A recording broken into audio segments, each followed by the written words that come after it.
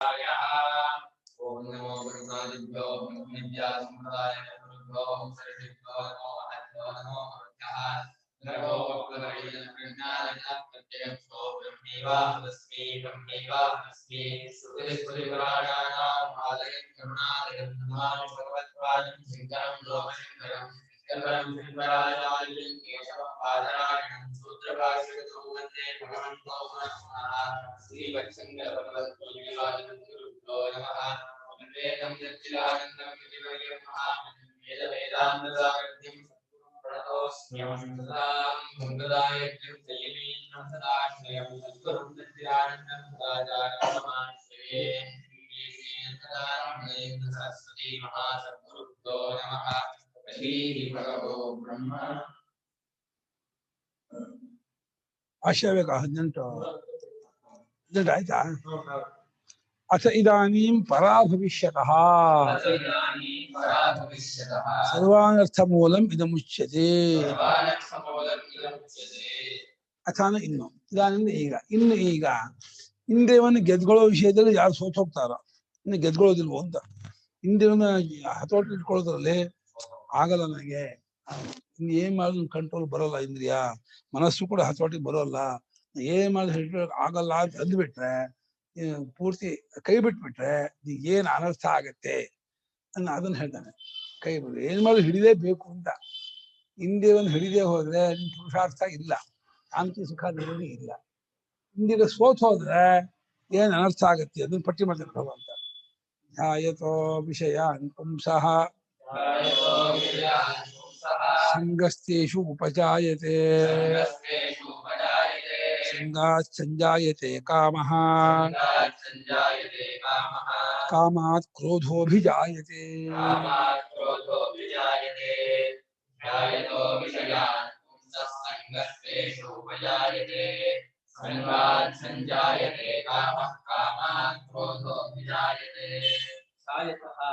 क्षयान् पुंसः संगः तेषु उपजायते संगात् संजायते कामः कामात् क्रोधः अभिजायते. ಧ್ಯಾಯತಃ ಏನಕ್ಕೆ ಷಷ್ಠಿ ಅಲ್ವಾ? ಹಾ ಪ್ರಥಮ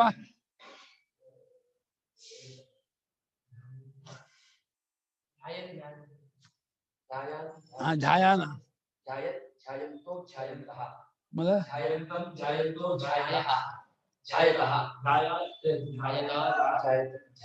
ಆಮೇಲೆ ಧ್ಯಾಯದ್ಭ್ಯಾಂ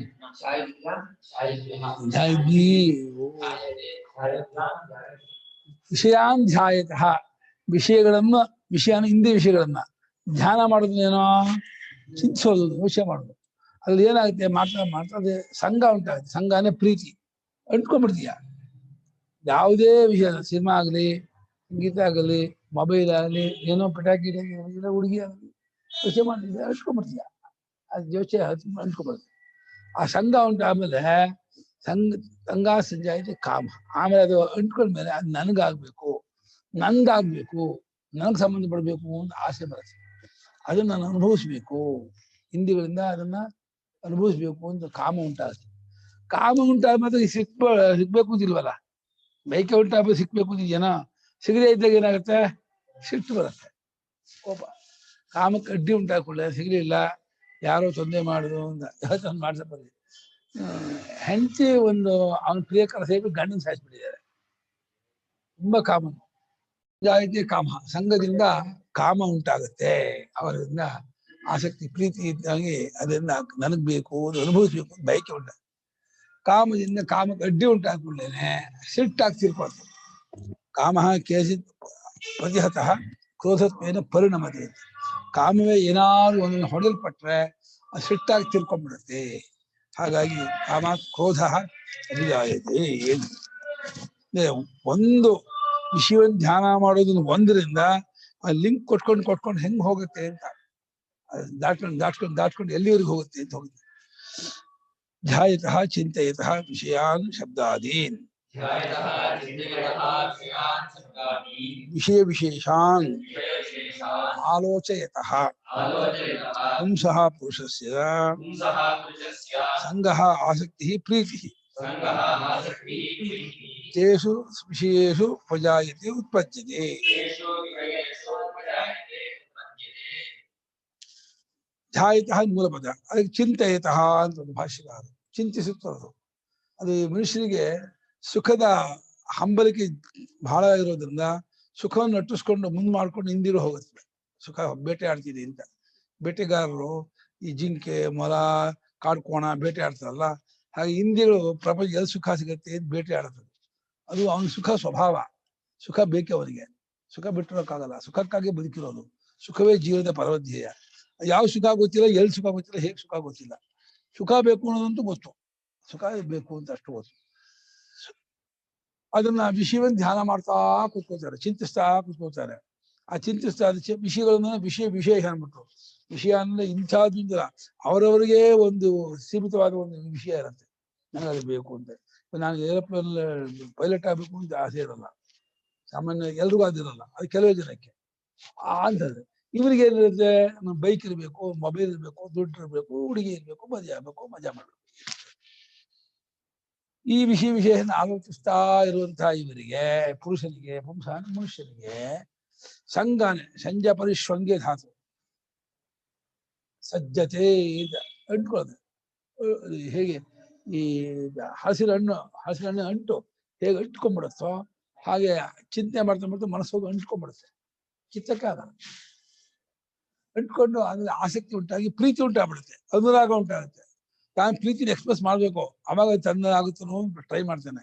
ನೀನ್ ಪ್ರೀತಿ ಮಾಡಿದಾಗಲೂ ಪ್ರೀತಿ ಬರ್ದೆ ಹೋದ್ರೆ ರಿವೆಂಜ್ ಮಾಡ್ಕೋದ. ನಾವು ಪ್ರೀತಿ ಮಾಡಿದ್ ಪ್ರೀತಿ ಕೊಟ್ರೆ ಓಕೆ ಅಂತಾನೆ, ಪ್ರೀತಿ ಮಾಡಿದ್ ಪ್ರೀತಿ ಕೊಟ್ಲಿಲ್ಲ ಅಂದ್ರೆ ಪ್ರೀತಿ ತಗೊಂಡ್ ಪ್ರೀತಿ ಮಾಡಕ್ ಬರೋಲ್ಲ ನಿಂಗೆ ಪ್ರೀತಿ ಮಾಡ್ಬಿಡ್ತಾನೆ. ಪ್ರೀತಿ ತಗೊಳ್ತೀಯಾ, ಪ್ರೀತಿ ಕೊಡಕ್ ಬರೋಲ್ಲ ನಿಂಗೆ ಅಂತ, ಅದು ಅವ್ನ ಕೋಪ. ಏನ್ ಆಸಿಡ್ ಹಾಕ್ಬಿಡ್ತಾರೆ, ಇನ್ನೇನ್ ಹಾಕ್ಬಿಡ್ತಾರೆ. ತೇಷು ವಿಷಯೇಷು, ಆ ವಿಷಯಗಳಲ್ಲಿ, ಆ ಭೋಗ ವಿಷಯಗಳಲ್ಲಿ ಅವನಿಗೆ ಆಸಕ್ತಿ ಪ್ರೀತಿ ಉಂಟಾಗುತ್ತೆ, ಆ ಸಂಘ ಉಂಟಾಗುತ್ತೆ, ಅದು ಹುಟ್ಕೊಂಡ್ಬಿಡುತ್ತೆ. ಇವನಿಗೂ ಅರಿಲ್ದೇನೆ ದಿನ ಮಾಡ್ತಾ ಮಾಡ್ತಾ ಮಾಡ್ತಾ ಅದು ಹೆಮ್ಮರವಾಗ್ಬಿಡುತ್ತೆ. ಕಾಲಾನುಕಾಲಕ್ಕೆ ಒಂದು ಬೆಟ್ಟದಷ್ಟು ಪ್ರೀತಿ ಆಗ್ಬಿಡುತ್ತೆ. ಬೆಟ್ಟದಷ್ಟು ಪ್ರೀತಿ ಆದ್ಮೇಲೆ ಆ ಪ್ರೀತಿಗೆ ಪ್ರತಿಕ್ಕಂತ ಇದ್ದಾಗ ಅವನಿಗೆ ಕೆಟ್ಟು ಸಂಗಾತ್ ಪ್ರೀತೇ ಸಂಜಾಯಿತೆ ಸಮರ್ಪದ್ಯತೆ ಕಾಮಃ ಸೃಷ್ಟ.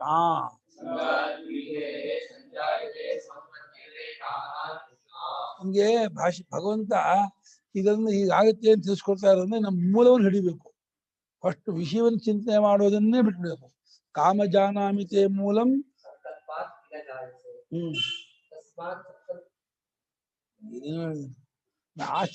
ಚಪ್ಪಲ ಮಾತ್ರ ಹೋಗಲ್ಲ, ಅದಕ್ಕೆ ಬಹಳ ಹೇಳ್ಸ್ಕೊಂಡು ನಂಗೆ ಬರುತ್ತೆ ಅಂತ ತೋರಿಸ್ಕೋಬೇಕು. ಅಕ್ಷರ ಮುಂದೆ ನಂಗೆ ಬರುತ್ತೆ ಅಂತ ತೋರಿಸ್ಕೋಬೇಕು. ಫಸ್ಟ್ ಕಲ್ಪ ಮಾಡೋದ್ರಿಂದ, ಚಿಂತಿಸೋದ್ರಿಂದ ಅದ್ರಲ್ಲಿ ಏನಾಗುತ್ತೆ, ಅದ್ರಲ್ಲಿ ಆಸೆ ಉಟ್ಕೊಂಡ್ಬಿಡುತ್ತೆ, ಪ್ರೀತಿ ಉಟ್ಕೊಂಡ್ಬಿಡುತ್ತೆ, ಕಾಮ ಸೃಷ್ಟ, ಅದು ಬೇಕು ಅನ್ನೋ ಬಯಕೆ ಉಂಟಾಗ್ಬಿಡುತ್ತೆ.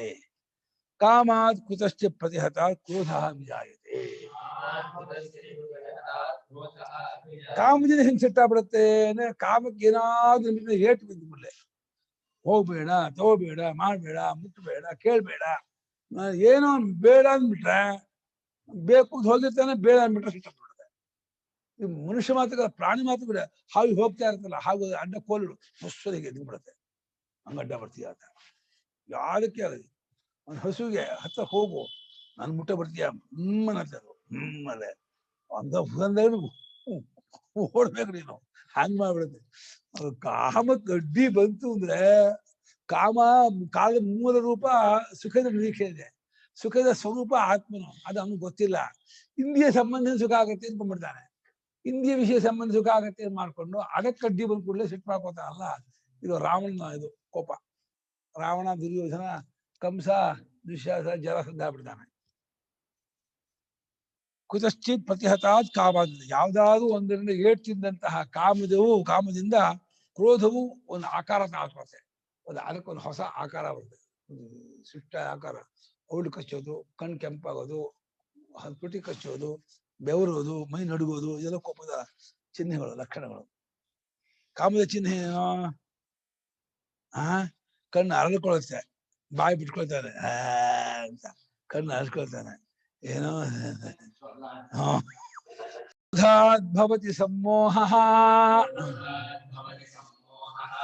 ಸಮ್ಮೋಹ ಸ್ಮೃತಿ ವಿಭ್ರಮಃ ಸ್ಮೃತಿಭ್ರಂಶಾತ್ ಬುದ್ಧಿನಾಶಃ ಬುದ್ಧಿನಾಶಾತ್ ಪ್ರಣಶ್ಯತಿ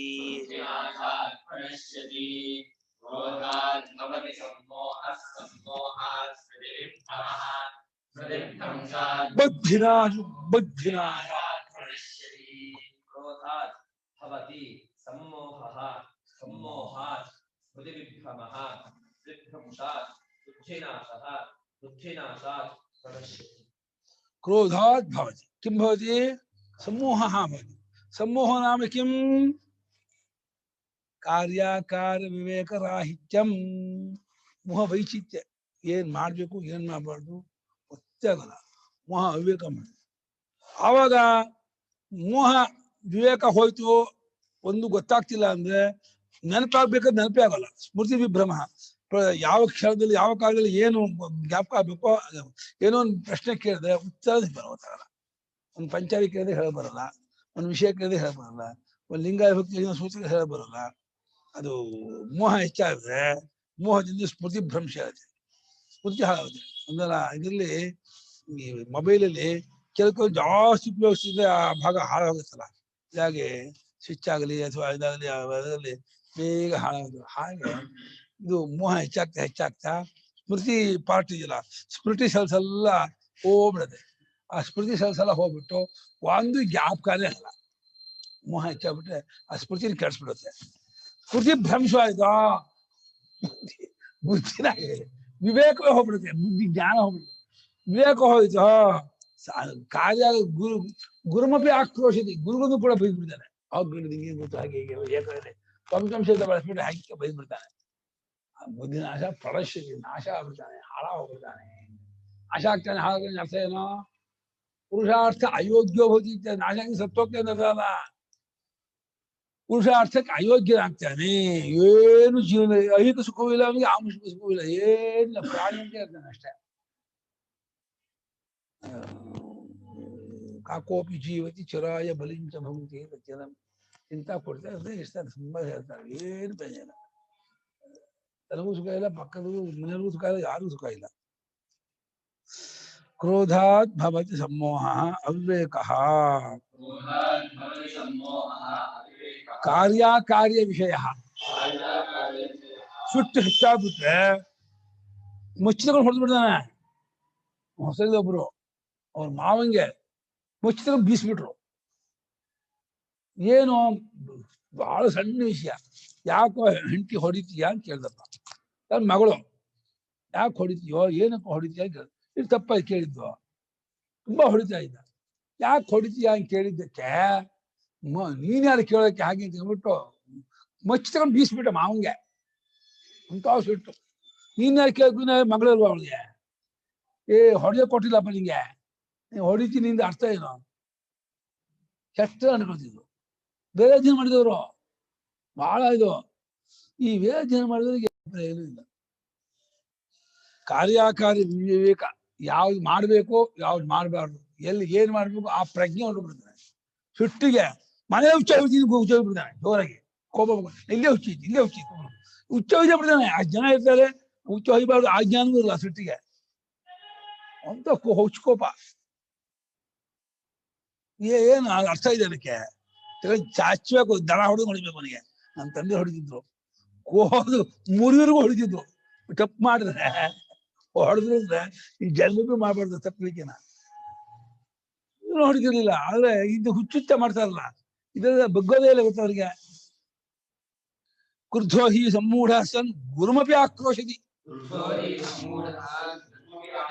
ಸಿಟ್ಟಾದವನು ಮೋಹಗೊಂಡವನಾಗಿ ಯಾರು ಬೈಬಾರ್ದು ಅಂದ್ರೆ ಗುರುಗಳನ್ನು ಕೂಡ ಬೈದ್ಬಿಡ್ತಾನೆ ಬ್ರಹ್ಮವಿದ್ಯೋಪದೇಶಕ ತತ್ವೋಪದೇಶಕ ವೇದೋಪದೇಶಕ ಗುರುಗಳನ್ನು ಕೂಡ ಬೈದಿದ್ದಾರೆ ಗುರುಗಳನ್ನು ಬೈದ ಏನಾಗ್ತದೆ ಶಾಸ್ತ್ರಕಾರ ಚಪ್ಪನ ಅಂತ ಕಿವಿಸೋರ್ಕೊಂಡ ಹುಡ್ತಾನೆ ಜನ್ಮಾಂತರದಲ್ಲಿ ಬೈದು ಜನ್ಮತಃ ಕಿವುಡಾಗ್ಬಿಡ್ತಾನೆ ಅವನು ಹುಟ್ಟಾಗೆ ಜನ್ಮತಃ ಕಿವುಡಾದವನು ಏನಾಗುತ್ತೆ ಹೇಳ ಮೂಕನು ಆಗ್ಬಿಡ್ತಾನೆ ಕೇಳ್ತಾನೆ ಬಾಯಿ ಬರ್ದು ಮಾತಿನ ಮೂಕನು ಬಿಡ್ತಾನೆ ಹುಟ್ಟಾಗಿ ಚಪ್ಪನ ಬಿಟ್ರೆ ಮೂಕನು ಆಗ್ಬಿಡ್ತಾನೆ ಅವನು, ಬಾಯಿ ಮಾತಾಡಕ್ ಬರಲ್ಲ. ಈಗ ಮಗು ಕೇಳಿ ಕೇಳಿ ಕೇಳಿ ಮಾತಾಡೋದದು, ಈಗ ಹುಟ್ಟಾಗಿ ಕೆಪ್ಪಾಗ್ಬಿಟ್ರೆ ಏನ್ ಕೇಳ್ತದ, ಕೇಳದೆ ಇಂದ ಮಾತಾಡುತ್ತೆ. ಇಹಲೋಕ ಪರಲೋಕ ಎರಡು ಹೋಗ್ಬಿಡ್ತದೆ ಅವನಿಗೆ, ಆಗಲ್ಲ, ಅದು ಡೈಜೆಸ್ಟ್ ಆಗಲ್ಲ.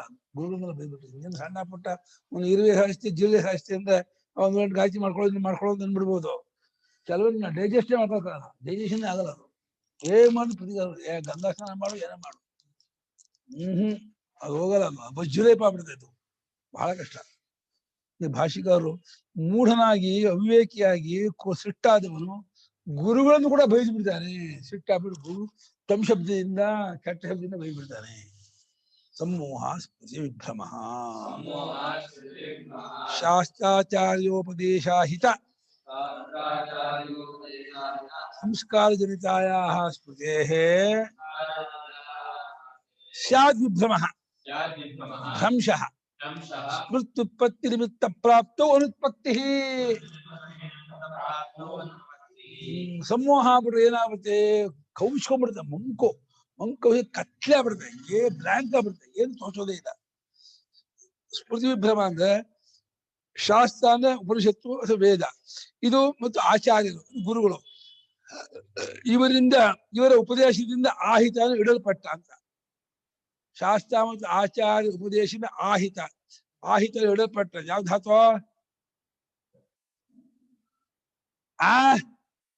ಅಣಯ ಆಹಿತ ಪ್ರತ್ಯಯ ಧಾತು. ದುಧಾಯಿ ಧಾರಣ ಪೋಷಣೆಯೋ ಹೋಗಿ ತಪ್ಪದಲ್ಲಿ ಹಿತ ಅಂತ ಆದೇಶ ಮಾಡಿದ್ದಾರೆ. ಧತ್ತಿಗೇನೋ ಹಿತಃ ಹಿತವಾನ್. ಯಪ್ಪ ಇಟ್ಕೋ, ಏನ್ ಹೇಳೋ, ಯಾವ ಧಾತು? ದುಧಾಯಿ ಮಹಾಪ್ರಾಣ, ದುಧಾಯಿ ಅಲ್ಲ. ಧಾತುವಿಗೆ ತಪ್ರತ್ಯಯದಲ್ಲಿ ಹಿತಃ ಹಿತವಾನ್ ಆಗ್ಬಿಡುತ್ತೆ. ಓಹಕ್ತಿಗೆ ತಪ್ರತ್ಯಯ ಲೇ ಓಹಕ್ಕೆ ಹತಃ ಹತ ಓದಿಯಲ್ಲೋ, ಓಹಕ್ ಏನು ಓದಿತು ನಿಷ್ಠಾಯಂ ಅಲ್ವಾ? ಏನು ನಕಾರ ಪ್ರತ್ಯಯಕ್ಕೆ ಓದಿತು ನಿಷ್ಠಾಯಂ ಅಲ್ವಾ? ಇದೆ ಸ್ಮೃತಿ ಭ್ರಂಶ. ಏನೇನಾಗುತ್ತೆ ಹೇಳ್ತಾರೆ ನೋಡು. ದಿನ ಇವತ್ತು ನಾಳೆ ರಾತ್ರಿ ಮೀಟಿಂಗು, ದಿನ ಯುದ್ಧ ಮೀಟಿಂಗು. ಏನ್ ಕರ್ಣ ನೀ ಶಕ್ತಿ ಹೊಡಿಲೇ ಇರಲ್ಲ, 2 ಸಲ ಅರ್ಜುನ ಸಿಕ್ಕಿದ್ದು ಹೊಡಿಲೇ ಇರೋ, ಜ್ಞಾಪಕ ಇಲ್ಲ, ನಾಳೆ ಗ್ಯಾಂಗ್ ಹೊಡಿತೀನಿ ಅಂತ ದಿನ ದುರ್ಯೋಧನ ಕೇಳೋದು, ನಾಳೆ ಹೊಡಿತೀನಿ ಅನ್ನೋದು. ಏನ್ ಅಲ್ಲಿ ಬುದ್ಧಿ ಸಾರಿಸಿ ಯಾರ ಅಲ್ಲಿ ಆ ಕಡೆ ಕೂತಿದ್ದಾನೆ ಆ ಪರಮಾತ್ಮ, ಅವನ್ ಬುದ್ಧಿ ಬಿಟ್ಬಿಡ್ತಾನ ಹೊಡೆಯಕ್ಕೆ. ಇವನು ಗೊತ್ತಿಲ್ಲ ನಾಳೆ ನಾನು ಜ್ಞಾಪಕ ಹೊಡಿತೀನಿ. ಅರ್ಜುನ ಬಂದ್ರು ಜ್ಞಾಪಕ ಆಗಲ್ಲ, ಧರ್ಮರಾಜ ಬಂದ್ರು ಜ್ಞಾಪಕ ಆಗಲ್ಲ. ಭಗವಂತ ಯಾವಾಗ ಜ್ಞಾಪಕ ಮಾಡ್ಕೋಬೇಕು ಅವಾಗ. ಮತ್ತ ಸ್ಮೃತಿ ಜ್ಞಾನ ಅಪೋಹನಂಚ. ಭಗವಂತ ಏನ್ ಹೇಳೋ, ನೆನಪಾಗೋದು ನನ್ನಿಂದ, ನೆನಪು ಹೋಗೋದು ನನ್ನಿಂದ. ಅಪೋಹನಂಚ, ನೆನಪು ತೆಗಿ ಹಾಕೋದು ನಾನೇ, ನೆನಪು ಕೊಡೋನು ನಾನೇ. ನೆನಪು ಬುದ್ಧಿಯನ್ನು ಹಿಡ್ಕೊಂಡ್ಬಿಟ್ಮೇಲೆ ಏನ್ ಹಿಡ್ಕೊತೀಯ ನೀನು? ಭಗವಂತ ಬುದ್ಧಿ ಹಿಡ್ಕೊಂಡ್ಬಿಟ್ರೆ ಎಲ್ಲ ಹಿಡ್ಕೊಂಡಂಗೆ. ಯಾಕಂದ್ರೆ ಬುದ್ಧಿಯಿಂದೇ ಎಲ್ಲ ನಡೆಯೋದು, ಬುದ್ಧಿ ಇಲ್ಲದೆ ಏನಿಲ್ಲ. ಹೇಳು. ಹಾಗಾಗಿ ಶಾಸ್ತ್ರ ಮತ್ತು ಆಚಾರ್ಯರ ಉಪದೇಶದಿಂದ ಆಹಿತ ಇಡಲ್ಪಟ್ಟ ಒಂದು ಸಂಸ್ಕಾರ. ಸಂಸ್ಕಾರನೇನೋ? ಸಂಸ್ಕಾರೋ ನಮಕಃ ದೋಷಾಪನೇನಂ ಗುಣಾಧಾನಂ ಸಂಸ್ಕಾರ. ಏನೋ ಗುಣಾಧಾನಂ ಅಂತಾರೆ. ದೋಷವನ್ನು ತೆಗೆದುಹಾಕೋದು, ಗುಣವನ್ನು. ಇದು ಕಬ್ಬಣ ರಸ್ಟ್ ಹಿಡಿದಿರುತ್ತೆ, ಮುಂಚೆ ಕುಟ್ಟಿ ಸ್ಯಾಂಡ್ ಪೇಪರ್ ಉಜ್ಜಿ ಆ ಚುಕ್ಕಲ ತೆಗೆಯೋದು ಒಂದ್ ರೀತಿ ಸಂಸ್ಕಾರ. ಆಮೇಲೆ ಪೈಂಟ್ ಹೊಡೆಯೋದು ಇನ್ನೊಂದು ಸಂಸ್ಕಾರ. ಎರಡೂ ಆಗ್ಬೇಕು ಅಂತಿಲ್ಲ. ಉಪನಯನ ಮಾಡೋದಲ್ಲಿ ಒಂದು ಗುಣವನ್ನು ಇಡೋದು, ಉಪದೇಶ ಕೊಟ್ಟು ಸಂಸ್ಕಾರ ಮಾಡೋದು ಆಗುತ್ತೆ. ಒಟ್ಟು ದೋಷವನ್ನು ತೆಗೆಯೋದು, ಗುಣವನ್ನು ಇಡೋದು, ಇದಕ್ಕೆ ಸಂಸ್ಕಾರ ಅಂತಾರೆ. ಇಲ್ಲಿ ಶಾಸ್ತ್ರ ಮತ್ತು ಆಚಾರ್ಯ ಉಪದೇಶವನ್ನ ಕೇಳಿದಾಗ ಒಂದು ಚಿತ್ತಕ್ಕೆ ಸಂಸ್ಕಾರ ಆಗುತ್ತೆ, ಒಂದು ನಡವಳಿಕೆ ಗೊತ್ತಾಗುತ್ತೆ. ಓಹೋ, ನಾನು ಇಂತಿಂತ ಕೆಟ್ಟ ಸ್ವಭಾವನೆಲ್ಲ ಇಟ್ಕೊಂಡಿದ್ದೀನಿ, ಸುಳ್ಳು ಹೇಳೋದು, ವಂಚನೆ ಮಾಡೋದು, ಮೋಸ, ಕಪಟ, ಶಾಠ್ಯ ಇದೆಲ್ಲ ಬಿಡಬೇಕು, ಇದೆಲ್ಲ ಇಟ್ಕೋಬಾರ್ದು, ಇದು ಅಪಚಾರ, ನನಗೂ ಅಪಚಾರ, ಶಾಸ್ತ್ರಕ್ಕೂ ಅಪಚಾರ ಅಂತ ಹೇಳಿ ಈ ಶಾಸ್ತ್ರಾಚಾರ್ಯೋಪದೇಶದಿಂದ ಇಡಲ್ಪಟ್ಟ ಒಂದು ಸಂಸ್ಕಾರ ಜನಿತ. ಆ ಸಂಸ್ಕಾರ ಉಂಟಾಗುತ್ತೆ ನೆನಪು, ಎಂಥ ಪ್ರಜ್ಞೆ ಉಂಟಾಗುತ್ತೆ. ಓ ಇದು ಹೀಗೆ, ಇದು ಮಿಥ್ಯಂ ಅಂತ ಉಂಟಾಗುತ್ತಲ್ಲ, ಆ ನೆನಪು ಬಿಡುತ್ತೆ. ಏನ್ ಮಾಡೋದು ಜ್ಞಾಪಕ ಆಗೋದಿಲ್ಲ, ಎಂತ ಚೆಪ್ಪಲ ಹೊಡೆದು ಜ್ಞಾಪಕ ಆಗಲ್ಲ. ಸ್ಮೃತಿ ಉತ್ಪತ್ತಿ ನಿಮಿತ್ತ ಪ್ರಾಪ್ತು. ಯಾವ ಟೈಮಲ್ಲಿ ಸ್ಮೃತಿ ಉತ್ಪತ್ತಿ ಆಗಬೇಕೋ, ಪರೀಕ್ಷೆಯಲ್ಲಿ ಎಲ್ಲ ಜ್ಞಾಪಕ ಆಗ್ಬೇಕೋ, ಒಂದು ಜ್ಞಾಪಕ ಒಂದು ವಾರ 15 ಓದಿದ್ದೇ ಎಲ್ಲ ಕಟ್ಕೊಂಡಿದ್ದಾರೆ. ಪರೀಕ್ಷೆ ಹಾಲು ಹೋದ್ಕೊಳ್ಳೇನಿಗೆ ಪೇಪರ್ ಓದ್ಕೊಳ್ಳೇನೆ ಭಯ ಆಗ್ಬಿಟ್ಟು ಒಂದು ನೆನಪೇ ಆಗಲ್ಲ, ಒಂದು ಉತ್ತರ ಜ್ಞಾಪಕನೇ ಆಗಲ್ಲ. ಏನ್ ಮಾಡ್ತೀಯಪ್ಪ? ಭಯ. ಸ್ಟೇಜ್ ಫಿಯರ್ ಇದ್ರೊಳಗೆ ಪೇಪರ್ ಇದು ಎಕ್ಸಾಮ್ ಫಿಯರು ಸ್ಟೇಜ್ ಫಿಯರು ಅಲ್ವಾ? ಪ್ರವಚನಕ್ಕೆ ಕೂತಾಗ ಅಥವಾ ಪರೀಕ್ಷೆ ಕೂತಾಗ ಗುರು ಬ್ರಹ್ಮ ಗುರು ವಿಷ್ಣು ಹೇಳ್ಕೊಬೇಕಂತೆ. ಗುರುಗಳೇ ಪ್ರೇರಣೆ ಮಾಡೋದು. ಗುರುಗಳ ಇದನ್ನ ಪ್ರೇರಣೆ ಹೇಳ್ಕೊಂಡ್ರೆ ಎಲ್ಲ ಜ್ಞಾಪಕ ಆಗುತ್ತೆ. ಇದಿದೆ ಅವರ ಅನುಗ್ರಹದಿಂದ ಇಲ್ಲಿ ಏನೇನು ಹೇಳ್ಬೇಕು ಅಷ್ಟು. ಒಂದ್ಸಲ ಗುರುಗಳನ್ನ, ಇಷ್ಟ ದೇವತೆಯನ್ನ, ಭಗವಂತನ ಜ್ಞಾಪಕ ಮಾಡ್ಕೊಂಡ್ರೆ ಆ ಭಗವಂತನ ಅನುಗ್ರಹದಿಂದ ಎಲ್ಲ ಜ್ಞಾಪಕ ಆಗುತ್ತೆ. ಇಲ್ಲೂ ಹೆದ್ಕೊಂಡೆ ನಮ್ಮಲ್ಲಿ ನನ್ನ ಕ್ಲಾಸಿಗೆ ಹುಡುಗಿದ್ದೆ ಹೆಸರು ಹತ್ತಿಸ್ಬಿಡ್ಬೇಕು. ದೊಡ್ಡ ಕೂತ್ಕೊಂಡಿರ್ಬೇಕು ಎಲ್ಲರೂ. ನನ್ನ ಅಶತ್ಮಯ ಕೇಶಣ್ಣ ಉತ್ಪತ್ತಿ ನಿಮಿತ್ತ ಪ್ರಾಪ್ತಿ. ಸ್ಮೃತಿಯು ಉತ್ಪತ್ತಿ ಆಗುವುದಕ್ಕೆ ನಿಮಿತ್ತವು ಬಂದು ಒರಗಿರುವಾಗ ಉತ್ಪತ್ತಿ ಆಗದೆ ಇರೋದಿದೆಯಲ್ಲ, ಅದೇ ಸ್ಮೃತಿ ಭ್ರಂಶ. ಸ್ಮೃತಿ ಭ್ರಂಶ ತದ ಸ್ಮೃತಿ ಭ್ರಂಶ ಬುದ್ಧಿನಾಶ, ಬುದ್ಧೇ ನಾಶ. ಬುದ್ಧಿನಾಶ ಅಂದ್ರೆ ವಿವೇಕ ನಾಶ ಅಂತ ಅರ್ಥ. ಇನ್ಸ್ಟ್ರೂಮೆಂಟ್ ಹಾಳಾಗೋಗುತ್ತೆ ಅಂತಲ್ಲ, ಬುದ್ಧಿನ ಇದೇ ನಾಶ ಆಗ್ಬಿಡೋದಲ್ಲ. ಬುದ್ಧಿಯ ಕೆಲಸ ಏನೋ ಅದು ಆಗಲ್ಲ, ವಿವೇಕವೇ ಆಗಲ್ಲ. ಏನು ತೋಚೋದೇ ಇಲ್ಲ, ಏನು ಹೊಡೆಯೋದಿಲ್ಲ, ಗೊತ್ತಾಗಲ್ಲ. ಇದು ಹೋಯ್ತು ಅಂದ್ರೆ ಬಾಯೆಲ್ಲ ಒಣಕೊಂಡ್ಬರುತ್ತೆ, ಕಣ್ಣೆಲ್ಲ ಹೆದರ್ಕೊಂಡ್ಬಿಡುತ್ತೆ, ಮುಖವೆಲ್ಲ ಏಡಾಗ್ಬಿಡುತ್ತೆ. ಏನು ಬುದ್ಧಿ ನಾಶ ಆಗ್ಬಿಡುತ್ತೆ. ಅಂದ್ರೆ ಕಾರ್ಯ ವಿಷಯ ವಿವೇಕ ಯೋಗ್ಯತಾ ಅಂತಃಕರಣಸ್ಯ ಬುದ್ಧೇ ನಾಶ ಉಚ್ಯತೆ. ವಿವೇಕಾಯೋಗ್ಯತಾ ದೀರ್ಘ.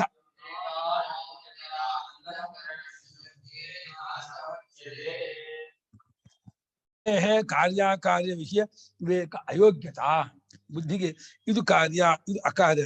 ಮನೆ ಬೆಂಕಿ ಬಿದ್ದರೆ ಓಡೋದು ಬಾವಿ ಹಾರ್ಬಿಟ್ರೆ ಏನ್ ಪ್ರಯೋಜನ ಆಯ್ತು? ಮನೇಲಿ ಇದ್ದಿದ್ದು ಹೊಳಾಗ್ತದೆ. ಹಿಂಗೆ ಬಾವಿ ಇತ್ತು, ಓಡೋದು ಬಾವಿ ಹಾರ್ಬಿಟ್ಟ ಹೊಡ್ಬಿಡಿ, ಏನ್ ಪ್ರಯೋಜನ ಆಯ್ತು? ಅದು ಮಗು ಕೈ ಸೋತ್ಬಿಟ್ಟು ಬಾಯಿ ಕಟ್ಟ ಮೇಲೆ ಹಸ್ಬಿಟ್ರೆ ಆಗಲೇ ಬೀಳ್ಕೊಂಡ್ಬಿಡುತ್ತೆ ಮಗು. ಯಾವ್ದು ಕಾರ್ಯ ಯಾವ್ದು ಅಕಾರ್ಯ ಅಂತ ವಿವೇಕ ಇರೋದಿದೆಯಲ್ಲ, ಅದು ಅಯೋಗ್ಯತೆ ಉಂಟಾಗ್ಬಿಡುತ್ತೆ. ಕಾರ್ಯ ವಿಷಯದಲ್ಲಿ ವಿವೇಕದ ಯೋಗ್ಯತೆ ಇಲ್ಲದೆ ಇರೋದೇ ಅಂತಃಕರಣದ ಬುದ್ಧಿಯ ನಾಶ, ಹಾಳಾಗೋದು, ವಿವೇಕ ಹಾಳಾಗೋದು. ಏನು ಗೊತ್ತಾಗೋದೇನೋ ಇದು ತೋರಿಸೋದೇ ಇಲ್ಲ. ತಮ್ಮಲ್ಲಿ ಒಬ್ರು ಅಕ್ಕಿ ತೊಳೆದಿದ್ದಾನೆ, ಅಕ್ಕಿ ತೊಳೆದ್ಬಿಟ್ಟು ಎಲ್ಲ ಇದು ಮಾಡಿದ್ದಾರೆ. ಯಾರೋ ಬೆಲ್ ಮಾಡ್ಬಿಟ್ರು ಹೊರಡ ಅವಸರ ಹೋಗ್ಬಿಟ್ರು, ಗಡಿಬಿಡಿ, ತುಂಬಾ ಗಡಿಬಿಡಿ, ಓಡೋಗ್ಬಿಟ್ಟು ಬಂದ್ಬಿಟ್ರು.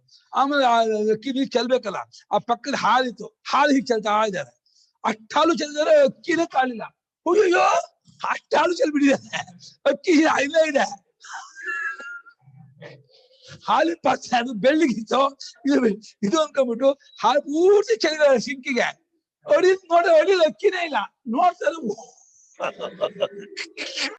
ಬುದ್ಧಿ ಕಡಿಮೆ ಅಂತಲ್ಲ, ಹಾಗೆ ಅಕ್ಕಿ ತೊಳೆದಿಟ್ಟು ಅಕ್ಕಿ ಚೆನ್ನಾಗಿ ಮಾಡ್ಬಿಟ್ಟು ಅದು ಚೆಲ್ಬೇಕಾಯ್ತು ನೀರನ್ನ. ಅಷ್ಟೊಂದು ಓಡೋಗ್ಬಿಟ್ಟು ಬಾಗ ತೆಗೆದು ಬರೋ ಹೊತ್ತಿಗೆ ಮರ್ತೋಯ್ತು. ಈಗ ತಗೊಂಡು ಚೆಲ್ಲಿದ್ದು ಗೊತ್ತಾಗಲ್ಲ. ಆ ಗಡಿಬಿಡಿ ಆ ಆಟ ಇದೆಯಲ್ಲ, ಆ ಗಡಿಬಿಡಿ ಅವಸರದಲ್ಲಿ ಏನ್ ಮಾಡ್ತಾ ಇರ್ತೀನಿ, ಏನ್ ಮಾಡೋದು ಗೊತ್ತಾಗಲ್ಲ. ಬುದ್ಧಿಯ ನಾಶವಾಗತ್ತೆ. ನಾಶ ಅದನ್ನ ಹೇಳ್ತೀವಿ. ವಿವೇಕ ಯೋಗ್ಯತೆ ಇಲ್ಲದೆ ಇರೋದೇ ಅಂತಕ್ಕಂಥ ನಾಶ ಅನಿಸ್ಕೊಳುತ್ತೆ. ಆಯ್ತು, ವಿವೇಕ ಹೋಯ್ತು, ಕಾರ್ಯಕಾರಿ ವಿವೇಕ ಹೋಯ್ತು, ಆಮೇಲೆ ಏನು ಅಂದ್ರೆ ಆಮೇಲೆ ಪೆಡ್ಡ ಹಾಕಿದಾಯ್ತು, ಬುದ್ಧಿ ನಾಶ ಪ್ರಣಶ್ಯತಿ. ಬುದ್ಧಿ ನಾಶ ಆಯ್ತು ಅಂದ್ರೆ ಸತ್ತಂಗೆ ಅವನು, ಅದು ಪ್ರಯೋಜನ, ಜೀವಚ್ಛವ ಅವನು.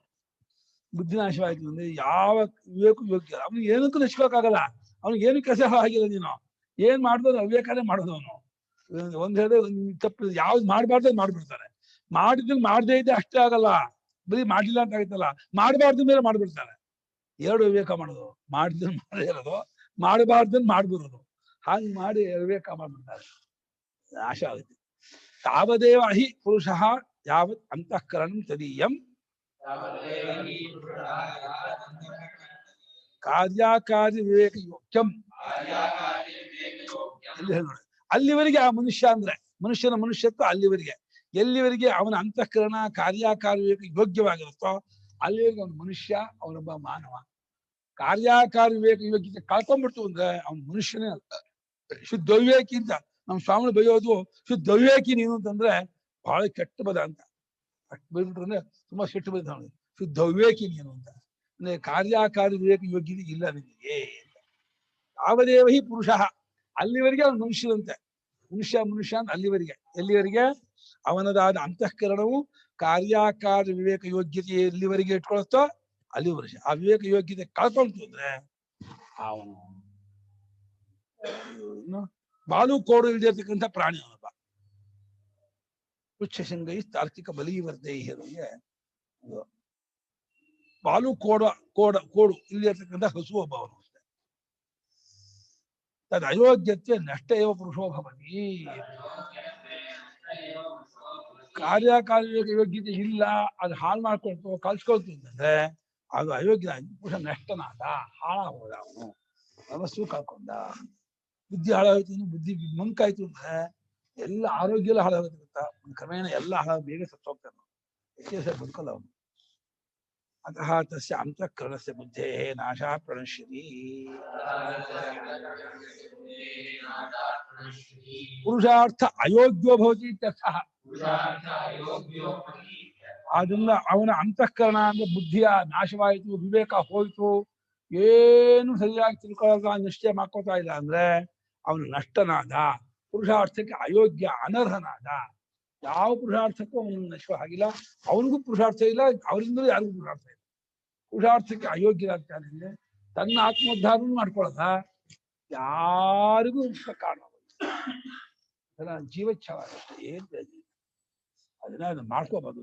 ಇಂದಿಯಲ್ಲಿ ಪರಾಭವನ ಆಗಬಾರ್ದು.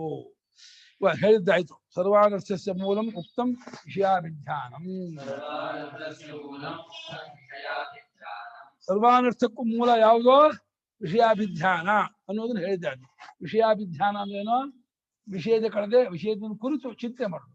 ಪ್ರತಿಯೊಂದು ಶಬ್ದ, ಸ್ಪರ್ಶ, ರೂಪ, ರಸ, ಗಂಧ ಅಂತ ಪಂಚೇಂದ್ರಿಯ ವಿಷಯ ಇದೆಯಲ್ಲ, ಅದರಲ್ಲಿ ಬರುವ ಸುಖಗಳನ್ನು ಕುರಿತು ನಿರೀಕ್ಷೆ ಮಾಡ್ತಾ, ಯೋಚನೆ ಮಾಡ್ತಾ, ಚಿಂತಿಸ್ತಾ ಇರ್ಬೋದು.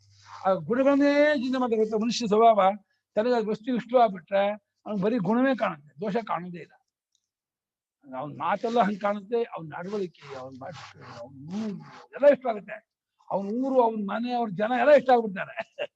ಅದಂತ ಕಾಮಾಲೆ ಬಂದ್ಬಿಡ್ತಂದ್ರೆ ಅದು ಎಷ್ಟು ಇಷ್ಟ ಆಗುತ್ತೆ ಅಂದ್ರೆ ಅವ್ನು ಇಷ್ಟಪಡೋದು ನಾಯಿಗಳೆಲ್ಲ ಇಷ್ಟ ಆಗ್ಬಿಡುತ್ತೆ. ಅವನ ನಾಯಿ ಇಷ್ಟಪಡಿದ್ರೆ ಆ ನಾಯಿನೂ ಇಷ್ಟಪಡ್ತಾನೆ, ಯಾಕಂದ್ರೆ ಅವ್ನು ಬೇಜಾರಾಗುತ್ತಲ್ಲ ಅಂತ. ಅವ್ನು ಇಷ್ಟಪಡುವಂತ ಊರು, ಅವ್ನು ಇಷ್ಟಪಡುವಂತ ದೇವಾಲಯ. ಇವ್ನಿಗೆ ಅದು ಸಂಗೀತ ಇವ್ನಿಗೆ ಇಷ್ಟ ಇರಲ್ಲ, ಅವ್ಳಿಗೆ ಇಷ್ಟ ಆಗುತ್ತಲ್ಲ, ಇವ್ನು ಇಷ್ಟ ಆಗ್ಕೊಂಡು ಹೋಗ್ತಾನೆ.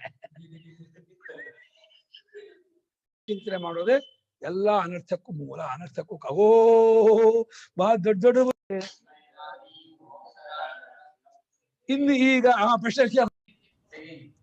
ಅಲ್ಲ ಗುರುಗಳೇ, ಇದು ನೀವು ಮುಂಚೆ ಸಿಕ್ಕಲ್ಲ, ನೀವು ಎಲ್ಲ ಆದ್ಮೇಲೆ 20 ಮೋಕ್ಷ ಕಾರಣ. ಇನ್ನು ಈಗ ಮೋಕ್ಷಕ್ಕೆ ಕಾರಣವಾದದ್ದು ಯಾವುದೋ ಅದನ್ನು ಹೇಳ್ತೀವಿ ಅಂತ ಹೇಳಿ ಪರಮಾತ್ಮ ಆ ಮೋಕ್ಷಕ್ಕೆ ಅನರ್ಥ ಕಾರಣ ಹೇಳ್ದ, ಪುರುಷಾರ್ಥ ಕಾರಣ ಹೇಳ್ತೀನಿ ಅಂತ ಹೊರಟಿದ್ದಾನೆ ಪರಮಾತ್ಮ. ರಾಗದ್ವೇಷ ವಿಯುಕ್ತೈಸ್ತೋ ವಿಷಯಾನ್ ಇಂದ್ರಿಯೈಶ್ಚರನ್ನ ಆತ್ಮವಶ್ಯೈರ್ವಿಧೇಯಾತ್ಮ ಪ್ರಸಾದಮಧಿಗಚ್ಚತಿ.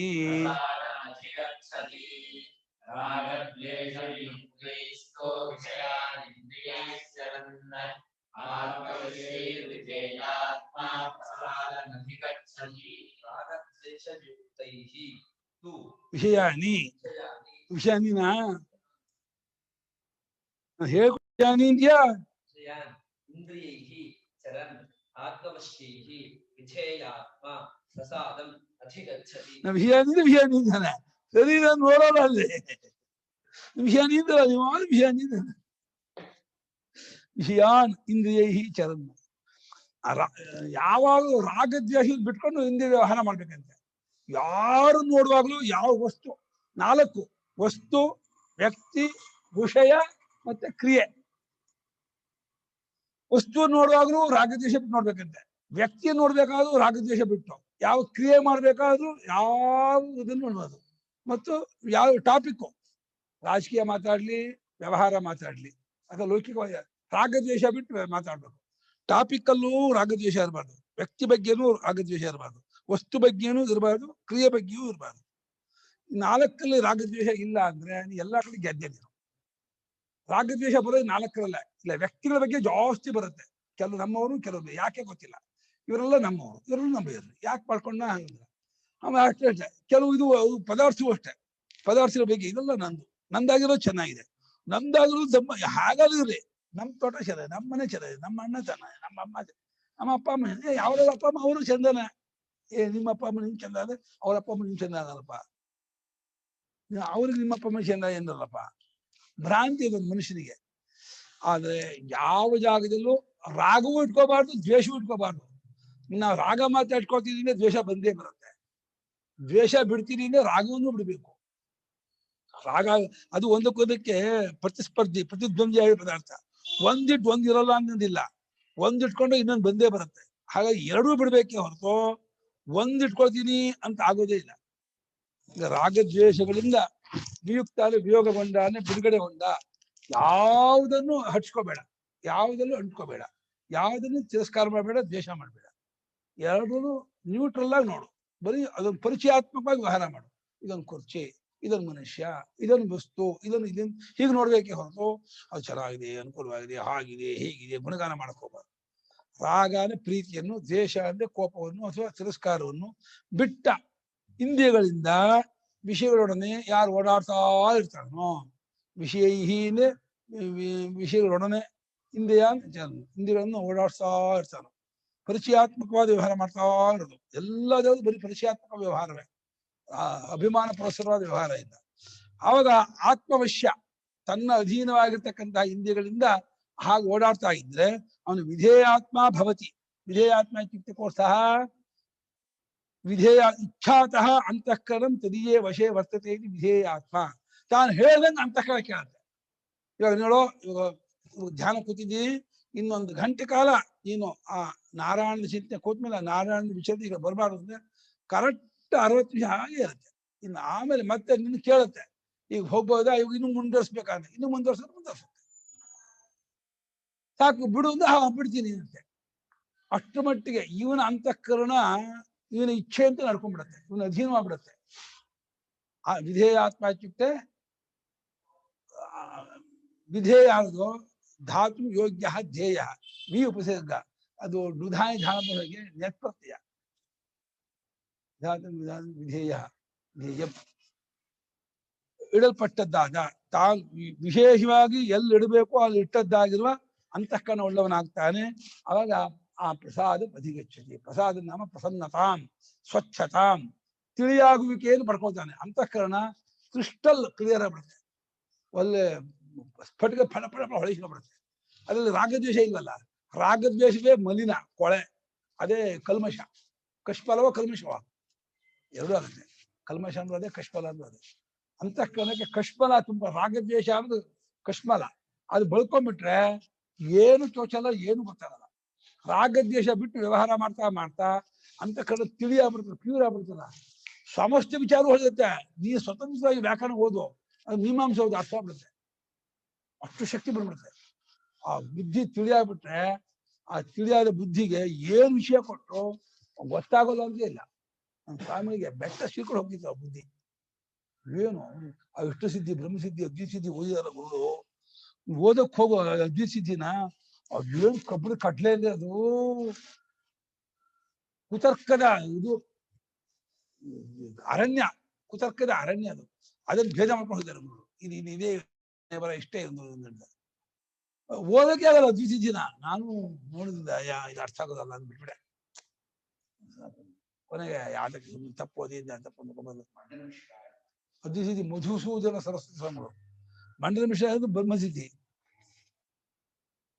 ಮಧುಸೂದನ ಸರಸ್ವತಿ ಸ್ವಾಮಿಗಳು ಅದ್ವೈತ ಸಿದ್ಧಿ. ಮಂಡಲ ಸಿದ್ಧಿ ಮಾಡಿದ್ದು ಇವರು. ಆಮೇಲೆ ಇದು ನಿಷ್ಕ್ರಮ ಸಿದ್ಧಿ ಸುರೇಶ್ವರು. ಇನ್ನೊಂದು ಯಾವುದು ಬ್ರಹ್ಮಸಿದ್ಧಿ, ಅದ್ವೈತ ಸಿದ್ಧಿ, ಇಷ್ಟ ಸಿದ್ಧಿ. ವಿಮುಕ್ತಾತ್ಮೀಯತಿಗಳು, ವಿಮುಕ್ತಾತ್ಮೀಯತಿಗಳು ಇಷ್ಟ ಸಿದ್ಧಿ.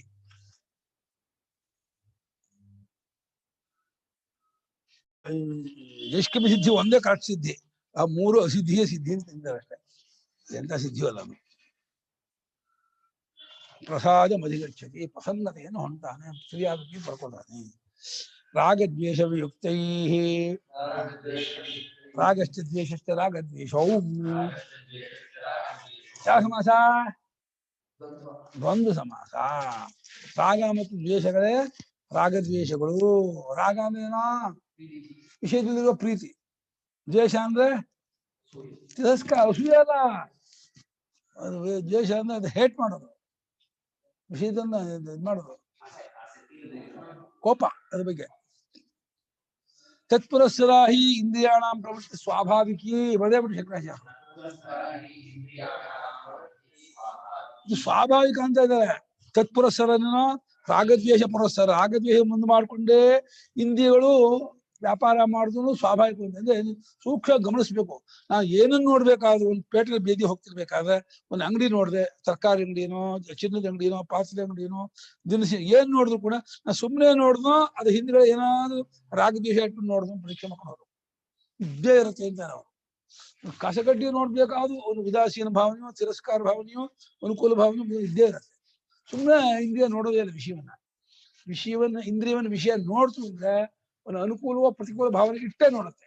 ಅದು ಹಿಂದ್ಗಡೆ ಕೂತ್ಕೊಳ್ಳಿ ಕಾಮ. ಈ ಭಾಷಿಕಾರರು ಎಷ್ಟು ಸೂಕ್ಷ್ಮ ನೋಡಿದ್ದಾರೆ ಅಂದ್ರೆ ಅದನ್ನು ಮುಂದೆ ಮಾಡಿಕೊಂಡೇ, ರಾಗದ್ವೇಷವನ್ನು ಮುಂದೆ ಮಾಡಿಕೊಂಡೇ ಇಂದ್ರಿಯಗಳಿಗೆ ಪ್ರವೃತ್ತಿ ಎಂಬುದು ಸ್ವಾಭಾವಿಕವಾಗಿದೆ, ಸಹಜವಾಗಿದೆ. ಸುಮ್ಮನೆ ಇಂದ್ರಿಯಗಳು ವಿಷಯಗಳಿಗೆ ಹೋಗುತ್ತೆ ಅನ್ನೋದು ಇಲ್ಲವೇ ಇಲ್ಲ ಅಂತ ಇದ್ದಾರೆ. ಇಂದ್ರಿಯಗಳ ವಿಷಯ ಹೋಯ್ತು ಅಂದ್ರೆ ಅದು ಅನುಕೂಲವೋ ಪ್ರತಿಕೂಲವೋ, ಕೆಟ್ಟದ್ದೋ ಒಳ್ಳೆಯದೋ, ಶೋಭನವೋ ಅಶೋಭನವೋ, ಸಾಧುವೋ ಅಸಾಧುವೋ ಏನೋ ಒಂದು ಕಲ್ಪನೆ ಮಾಡಿಯೇ ಮಾಡುತ್ತೆ. ಯಾವ ಕಲ್ಪನೆಯೂ ಇಲ್ಲದೆ ಸುಮ್ಮನೆ ಇಂದ್ರಿಯ ವಿಷಯ ನೋಡ್ತು ಇಲ್ವೇ ಇಲ್ಲ.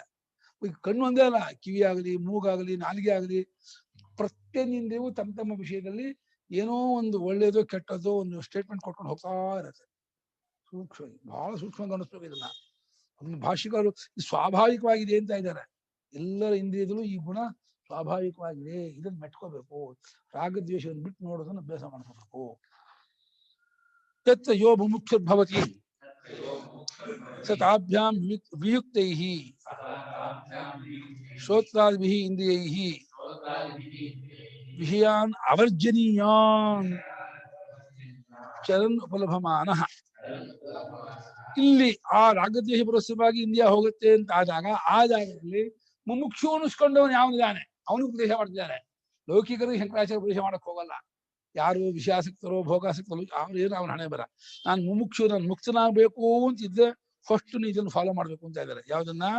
ಅವುಗಳಿಂದ ಅಂದ್ರೆ ರಾಗದಿಂದ, ತಾಭ್ಯಾಂ ರಾಗದ್ವೇಷಾಭ್ಯಾಂ ವಿಯುಕ್ತ, ಬಿಡುಗಡೆ ಹೊಂದಿದ್ದಾದ.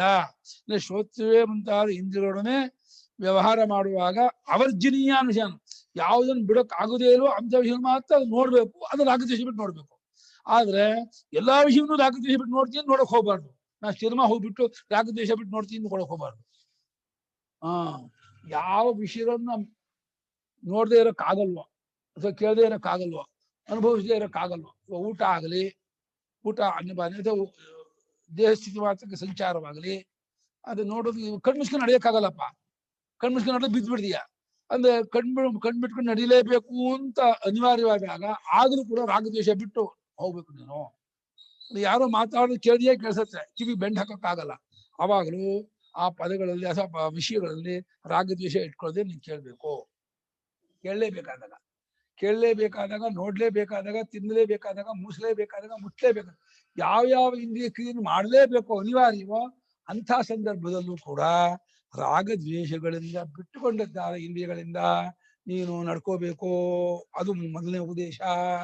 ಅವರ್ಜನೀಯಾನ್ ವಿಷಯಾನ್, ಅವರ್ಜನೀಯಾನ್ ಏನೋ ಬಿಡುವುದಕ್ಕಾಗದೇ ಇರತಕ್ಕದ್ದಾದ ವಿಷಯಗಳನ್ನ ಆ ಶ್ರೋತ್ರಾದಿಗಳಿಂದ ರಾಗದ್ವೇಷಗಳನ್ನು ಬಿಟ್ಟು ಚರನ್ ಉಪಲಭಮಾನ ಕಾಣುತ್ತಾ ನಡ್ಕೋಬೇಕು.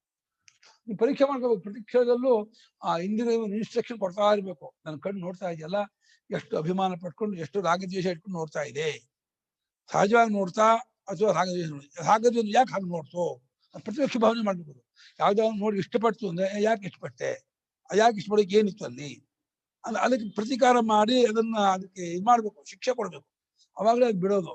ಶಿಕ್ಷೆ ಕೊಡದೆ ಹೋದೆ ಆ ಇಂದ್ರಿಯಕ್ಕೆ, ಇಂದ್ರಿಯ ವಿಷಯ ಬಿಡೋದಿಲ್ಲ. ಯಾವುದೋ ಒಂದು ನಾವು ತುಂಬಾ ಇಷ್ಟಪಡ್ತೀವಿ ಇದು ಮಾಡ್ತೀವಿ ಅಂದ್ರೆ ಕಹಿ ತಿನ್ಬಿಟ್ಟು ತಿನ್ಬಿಟ್ಟು ಕಹಿ ತಿನ್ಬಿಟ್ಟು ದಪ್ಪೆ ತಿನ್ನಬೇಕು ಅನ್ಬಾರ್ದು. ಹಾಗೆ ಮಾಡ್ತೀನಿ ಅಂತ ಪ್ರತಿಕಾರ ಮಾಡೋದು. ಪರಮಹಂಸರು ಪ್ರತಿಕಾರ ಮಾಡ್ತಿದ್ದಂತೆ. ಅವ್ರು ಎಲ್ಲೋ ಹೋಗ್ತಿದ್ರು, ಒಂದು ಇದು ಮಳೆಗಾಲ, ಒಂದು ಕೆರೆ ಗುಡ್ಡದ ಮೇಲೆ ಹೋಗ್ತಾ ಇದ್ರು. ಆ ಕೆರೆ ಹಳ್ಳಿ ಪಕ್ಕದ ಒಂದು ಸ್ಲಮ್ ಹಳ್ಳಿ, ಅವ್ರಿಗೆಲ್ಲ ಟಾಯ್ಲೆಟ್ ಇಲ್ಲ ಇದೆಲ್ಲ ಇಲ್ಲ. ಅವ್ರ ಕೆರೆ ಇದ ಮೇಲೆ ಬಹಿರ್ಜೆ ಹೋಗಿದ್ರು. ಆ ಮಳೆ ಬೇರೆ ಬಂದ್ಬಿಟ್ಟು ಗಲೀಜಾಗ್ಬಿಟ್ಟಿತ್ತು, ಸಿಕ್ಕಾಬಿಟ್ಟು. ಇವ್ರು ಹೋಗ್ಬೇಕು ಅಲ್ಲಿಗೆ ಹೋಗ್ಬೇಕು ನೋಡಿ ತುಂಬಾ ಅಸಹ್ಯ ಆಗ್ಬಿಡ್ತೈತೆ. ಅಸಹ್ಯ ಆಗ್ಬಿಡ್ತು, ಮನಸ್ಸು ತುಂಬಾ ಹಿಸ್ಕೊಬಿಡ್ತೈತೆ. ಅವಾಗ ಅವರಿಗೆ ಯಾಕೆ ನಾನು ಅಸಹ್ಯ ಪಟ್ಟೆ, ಯಾಕೆ ಇದಾಯ್ತು ಅಂತ ಹೋಗಿ ಅಮೇಜ್ ಮೇಲೆ ಕೂತು ಮೈಗೆಲ್ಲ ಬಳ್ಕೊಂಡ್ಬಿಟ್ಟಿರುತ್ತೆ. ಮೈಗೆಲ್ಲ ಅಸಹ್ಯ ಪಡ್ತೀಯ ನೀನು, ಮತ್ತೆ ಅಸಹ್ಯ ಪಡ್ತೀಯ ಆ ಅಮೇಜ್ ಮೈಗೆಲ್ಲ ಬಳ್ಕೊಂಡ್ಬಿಟ್ಟು ಆ ಕೆರೆಲ್ಲ ಸ್ನಾನ ಮಾಡಿ ಮಣ್ತಿಗೆ ಸ್ನಾನ ಮಾಡಿ ಮನೆಗೆ ಎದ್ದೋದು. ಈ ಜಲ್ಮೇಬಿ ನೀನು ಅಸಹ್ಯ ಪಡಬಾರ್ದು. ಹಾಗೆ ಇಷ್ಟಪಟ್ಟರು ಅಷ್ಟೇ. ಒಂದು ಅವಳು ಕಾಮ ಗೆಜ್ಜೆ ಅನ್ಕೊಂಡ್ಬಿಟ್ಟಿದ್ಲು ಪರಮಹಂಸರು. ಆ ಭಗವತಿ ದೇವಿಗೆ ಅರ್ಥ ಆಯ್ತು, ನನ್ ಮಗ ಹಾ ಹೋಗ್ತಿದ್ದಾನೆ, ಗೆಜ್ಜೆ ಅನ್ಕೊಂಡಿದ್ದಾನೆ ಅಂತ ಹೇಳ್ಬಿಟ್ಟು ಬೇಕು ಅಂತ ಒಂದು ಸುಂದರಿಯಾದ ಹುಡುಗಿ ಕಣ್ಮುಂದೆ ಹೋದಂತೆ. ಒಂದ್ ನೋಡ್ತಾ ನಿಂತ್ಕೊಂಡು ಅವ್ರು ಗೊಂಬೆಗೆ ನಿಂತ್ಕೊಂಡ್ಬಿಟ್ಟಿದ್ರು ನೋಡ್ತಾ, ಕಣ್ಮರಿಯಾರಿಗೂ ನೋಡ್ಬಿಟ್ಟಿದ್ರು. ಆಮೇಲೆ ರಿಯಲೈಸ್ ಆಯ್ತು, ಏನ್ ನೋಡ್ತಿದ್ದೆ ಇಷ್ಟೊತ್ತಾನು, ಯಾಕೆ ನೋಡ್ತಿದ್ದೆ ಅಂತ. ಓ ನನಗೆ ಕಾಮ ನಂಗೆ ಗೊತ್ತೇ ಆಗಿ ಬಂದ್ಬಿಡ್ತು ಅಂತ ಹೇಳಿ ಫಿಟ್ಟಾಗಿ ಒಳಕ್ ಹೋಗಿ ಅವ್ರ ತಾಯಿನೂ ಇಲ್ಲ ಅಂಟಿನ ರೊಟ್ಟಿ ತರ್ತಾ ಇದ್ದಂತೆ ಕಾಲಿನ ಮೇಲೆ ಹೋಗಿ ಕೂತ್ಕೊಂಡ್ಬಿಟ್ರಂತೆ. ಅದ್ಮೇಲೆ ಇಷ್ಟು ಸುಟ್ಟೋಗ್ಬಿಟ್ಟಿತ್ತು ಹೊಂಡು. ಕಾಮ ಪ್ರತಿಕಾರ ಮಾಡ್ತೀನಿ ಅಂತ ಮಾಡ್ತೀಯ, ಮತ್ತೆ ಆಸೆ ಪಡ್ತೀಯ ನೀನು ಇನ್ನೊಂದ್ಸಲ. ತಮಗೆ ತಾವೇ ಶಿಕ್ಷೆ ಕೊಟ್ಕೊಳ್ಳೋದು ಬಹಳ ಕಠೋರ. ಪರಮಹಂಸರ ನಡವಳಿಕೆ ಇದೆಯಲ್ಲ ಲೋಕೋತ್ತರ. ಅದು ಅವ್ರು ಹಂಗ್ ಮಾಡ್ಕೊಂಡಲ್ಲೇ ಅದು ಜಲಕ ಅದು ಮುಂದೆ ಹೋದ್ರೆ, ನೀವು ಕಾಂಪ್ರಮೈಸ್ ಮಾಡ್ಕೊಂಡ್ರೆ ಹೋದ್ರೆ ನಿನ್ನೇನು ಮುಳುಗಾಗ್ಬಿಡುತ್ತೆ ಅದು ಕಾಮಕ್ರೋಧ. ಅವರ್ಜನೀಯಾನ್ ವಿಷಯಾನ್, ಬೆಳೆದಕ್ಕಾಗದೇ ಇರತಕ್ಕದ್ದಾಗಿರೋ ವಿಷಯಗಳನ್ನ ಆ ರಾಗದ್ವೇಷಗಳನ್ನ ಬಿಟ್ಟು ಇಂದ್ರಿಯಗಳಿಂದ ಅನುಭವಿಸ್ತಾ ಹೋಗ್ಬೇಕಂತೆ. ಇದು ಆತ್ಮವಿಷಯೈಹಿ, ಆತ್ಮನೋ ವಿಷಯಾನಿ ವಿಷೀಭೂತಾನಿ ಇಂದ್ರಿಯಾಣಿ ತೈಹಿ ಆತ್ಮವಿಷಯೈಹಿ.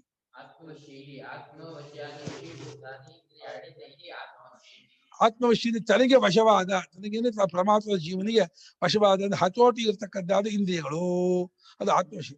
ನಾನು ಹೇಳ್ದಂಗೆ ಕೇಳುವಂತಹ ಇಂದ್ರಿಯಗಳು ಆಗಿರ್ಬೇಕಪ್ಪ.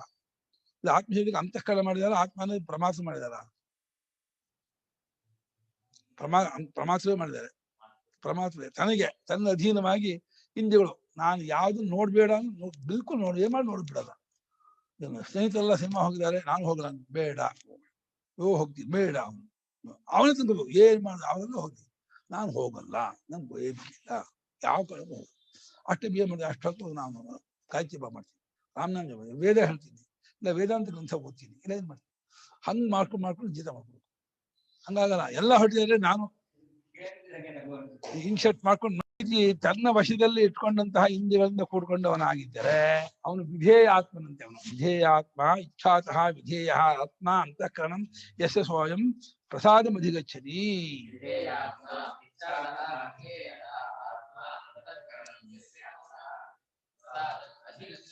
ವಿಧೇಯಾತ್ಮನಂತೆ ತನ್ನ ಇಚ್ಛೆಯಂತೆ ವರ್ತಿಸುವಂತಹ ಅಂತಃಕರಣ ಉಳ್ಳವನು ಅಂತ. ಅವನ ಇಚ್ಛೆಯಂತೆ ಯಾವನಂತಃಕರಣ ವರ್ತಿಸತ್ತ ಅವನು ವಿಧೇಯಾತ್ಮ. ನಾನು ಏನ್ ಅನ್ಕೊಂಡು ಜಪ ಕೂತ್ಕೊಂಡು ಅದು ಕೋತಿ ಅಂತ ರಾಗ ಹೊಡಿತಾ ಇರುತ್ತೆ, ರಾಮನಾಮ ಜಪ ಮಾಡಿದ್ರು ಎಲ್ಲೆಲ್ಲೋ ಹೋಗುತ್ತೆ ಅಂದ್ರೆ ನೀನ್ ವಿಧೇಯಾತ್ಮ ಅಂತ. ಜಪ ಕೂತ್ರೆ ಅಲ್ಲೇ ಆ ರಾಮ ಜಪ ಕೂತ್ರೆ ರಾಮನ ಚಿಂತನೆಯಲ್ಲೇ ಇರ್ಬೇಕು. ಆಪಾದತಲ ಮಸ್ತಕ ರಾಮನನ್ನೇ ಧ್ಯಾನ ಮಾಡುತ್ತಾ, ಅವನ ಗುಣಗಾನ ಮಾಡುತ್ತಾ, ಅವನ ಚರಿತ್ರೆ, ಅವನ ಲೋಕ ಕಲ್ಯಾಣ ಮಾಡಿದಂತಹ ಲೋಕೋತ್ತರವಾದ ಕೆಲಸಗಳು ಅವನ ಜ್ಞಾಪಿಸ್ಕೊಂಡು ಅವನಲ್ಲಿಯೇ ತಲ್ಲೀರದೇನು ಮುಳುಗಿದ್ರೆ ಪರವಾಗಿಲ್ಲ. ಹಂಗಿಲ್ಲೇ ಇಲ್ಲ. ಜಪ ಕೂತ್ರೆ 100 ಕಡೆ ಹೋಗಿರುತ್ತೆ. ಯಾವ್ದು ಎಲ್ಲಿರ್ಬೇಕೋ ಅದೊಂದು ಜಾಗ ಬಿಟ್ಟು 100 ಕಡೆ ಹೋಗಿರುತ್ತೆ ಬೆಳೆದಿರೋದ್ರಲ್ಲಿ. ಅದು ಅವಿಧೇಯಾತ್ಮ. ಆದ್ರೆ ಯಾರ ಅಂತಃಕರಣವು ಇವನ ಇಚ್ಛೆಯಂತೆಯೇ ಒಂದೇ ಜಾಗದಲ್ಲಿ ನೆಲೆ ನಿಂತಿರುತ್ತೋ ಅವನು ವಿಧೇಯಾತ್ಮ ಅಂತ ಅರ್ಥ. ಅವನು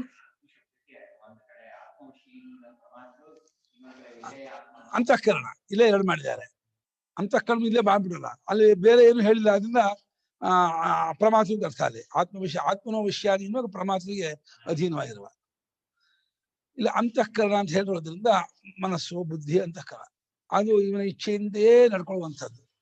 ಅವನು ಪ್ರಸಾದವನ್ನು ಹೊಂದುತ್ತಾನೆ ಅಂದ್ರೆ ಪ್ರಸಾದ ಪ್ರಸನ್ನತಾ ಸ್ವಾಸ್ಥ್ಯಂ.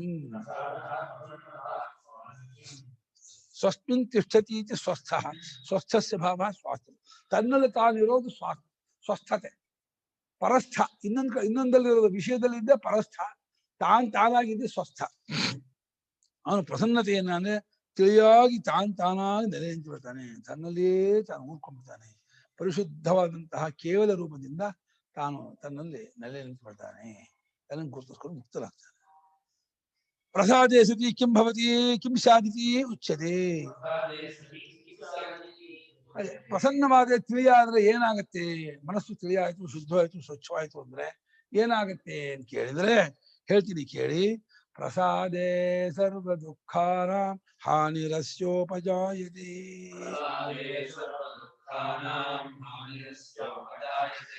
ಪ್ರಸನ್ನ ಚೇತಸೋ ಹ್ಯಾಶು ಬುದ್ಧಿ ಪರ್ಯವತಿಷ್ಠತೆ.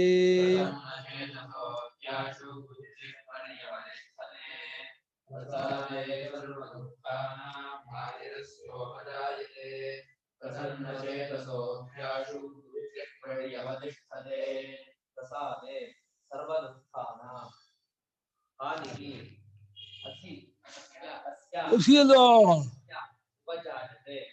ಪ್ರಸನ್ನತೆ ಯಾವ್ದು ಸಂಧ್ಯೆ? ಅಸ್ಯ ಉಪಜಾಯತೆ ಸಂಧ್ಯೆ ಅದ.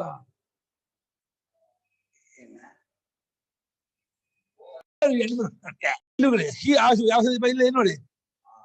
ಇದು ಗುಣನೇ. ಪ್ರಸಾದೇ ಸತಿ ನಮ್ಗೆ ದೇವಸ್ಥಾನ ಪ್ರಸಾದ ಕೊಡಿ ಅಂತೀವಿ. ಹೂ ಅನ್ನೋದಿಲ್ಲ, ಅದಿತ್ತ ಪ್ರಸಾದ ಅಂದ್ರೆ ಭಗವಂತನು ಸುಪ್ರಸನ್ನ ಇದ್ದಾನೇನು ಗುರುತು ಅಂತ ಅನ್ಕೊಂಡು ನಾವು ತಗೊಳ್ಳಿ ಅಂತೀವಿ. ಅಲ್ಲಿ ಪರಮಾತ್ಮ ನಮ್ಮ ವಿಷಯಕ್ಕೆ ತಿಳಿಯಾಗಿದ್ದಾನೆ, ಸ್ವಚ್ಛನಾಗಿದ್ದಾನೆ.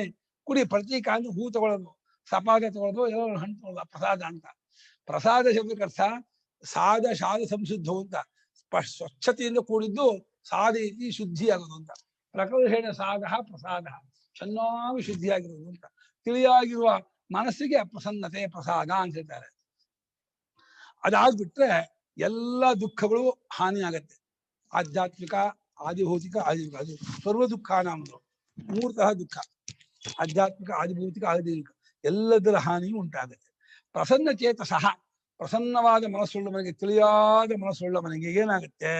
ಆಶು ಅಂದ್ರೇನೋ? ಯಾವ್ದು ಲಿಂಗ? ಅವ್ಯಯ. ಆಶು ಬೇಗನೆ ಏನಾಗುತ್ತೆ? ಬುದ್ಧಿ ಪರ್ಯವತಿಷ್ಠತೆ, ನೆಲೆ ನಿಂತು ಬಿಡುತ್ತಂತೆ ಬುದ್ಧಿ. ಪರಮಾತ್ಮ ಸೆಟ್ಲ್ ಆಗ್ಬಿಡುತ್ತೆ, ಪೂರ್ತಿ ತಿಳಿಯಾಗಿ ಅಲ್ಲಿ ಒಂದಾಗ್ಬಿಡುತ್ತೆ. ಭಗವತ್ ಸ್ವರೂಪ ಮಾಡ್ಕೋಬೇಕು. ಬುದ್ಧಿ ಪರ್ಯವತಿಷ್ಠತೆ. ನಾಸ್ತಿ ಬುದ್ಧಿ ನಾಳೆ ಹೇಳ. ಬುದ್ಧಿ ಇಲ್ಲ ಗೊತ್ತಲ್ಲ ಹೇಗೆ.